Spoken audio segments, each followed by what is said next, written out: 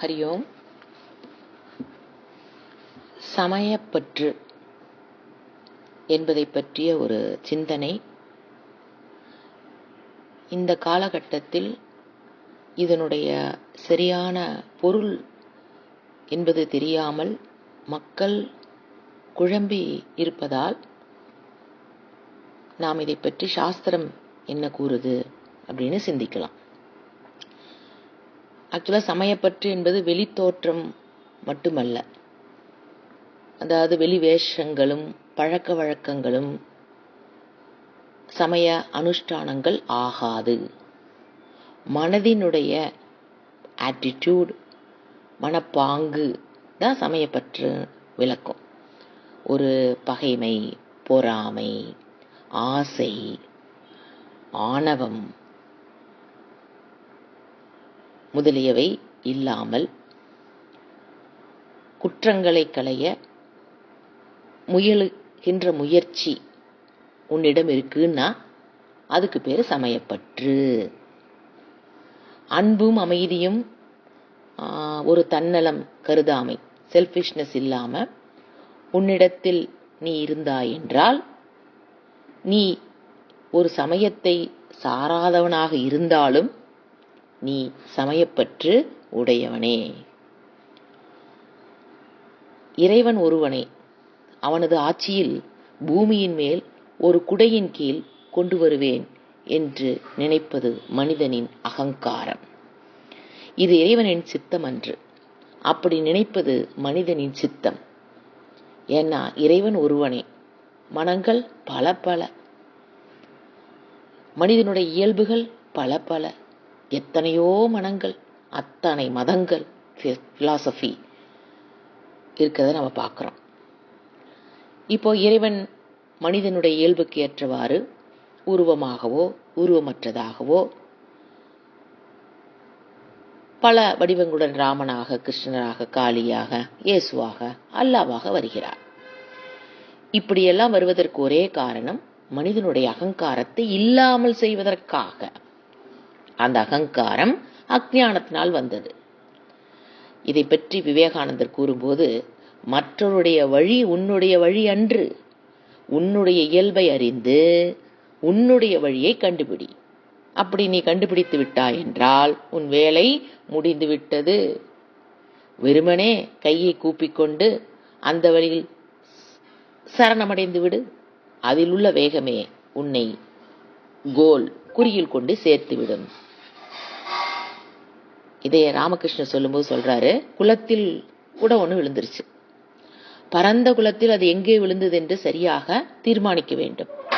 இன்ன இடத்தில் என்று தெரிந்து கொண்டு விட்டால் நீருக்குள் பாய்ந்து மூழ்கி அக்குடத்தை எடுத்து விடலாம். முதலில் இறைவனை பற்றிய இந்த உலகத்தில் உள்ள கருத்துக்களை எல்லாம் தெரிந்து கொள்.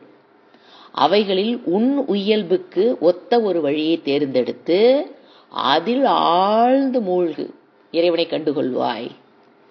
இதற்கு நாம் ஒரு கதை ஒன்று பார்க்கலாம். இன்று ஆற்றங்கரையில் ஒரு ஆசிரமம் அமைத்துக்கொண்டு ஒரு சாது வாழ்ந்து வந்தார்.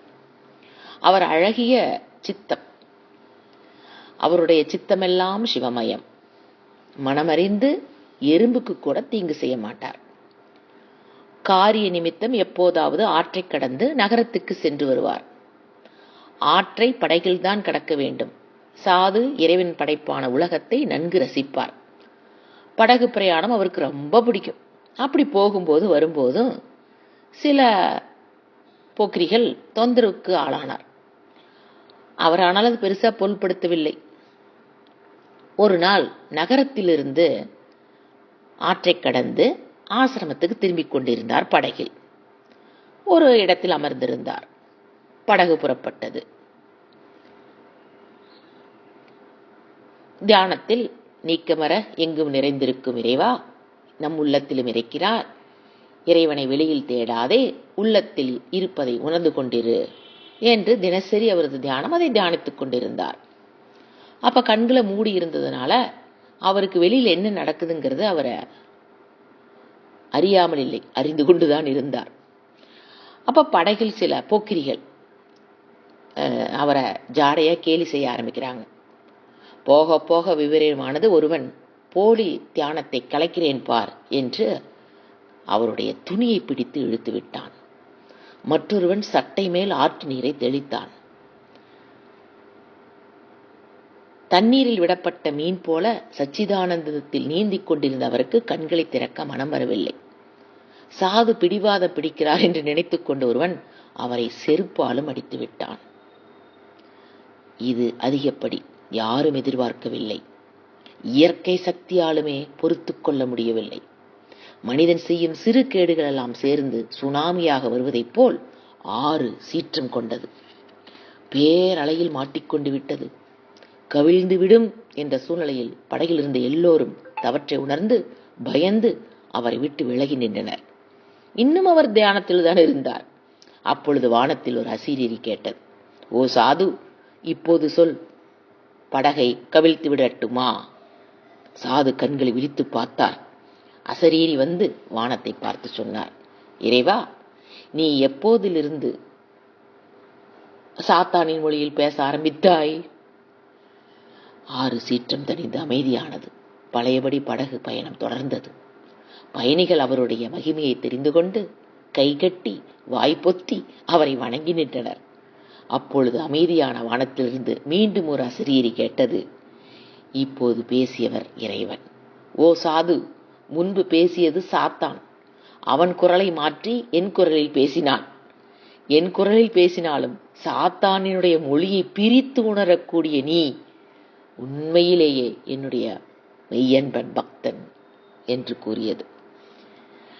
இன்றளவும் இறைவனுடைய பெயரால் இந்த உலகம் அதிகமான இரத்தத்தை சிந்தியிருக்கிறது என்று விவேகானந்தர் கூறுகிறார். எனவே சமயப்பற்று என்பது வெளியில் போட்டுக் கொண்டிருக்கிற வேஷம் அல்ல. மனதிற்குள் பகைமை, பொறாமை, ஆசை, ஆணவம் இவற்றை சாராமல் இருந்து அன்பும் அமைதியும் தன்னலம் கருதாமல் நீ இருக்குபாய் என்றால், நீ வெளியில நான் எந்த சமயத்தையும் சார்ந்தவன் அல்ல என்று நீ கூறிக்கொண்டிருந்தாலும் நீ ஒரு சமயத்தை சார்ந்தவனாகிறாய் என்று நம் சாஸ்திரம் கூறுகிறது. ஹரி ஓம்.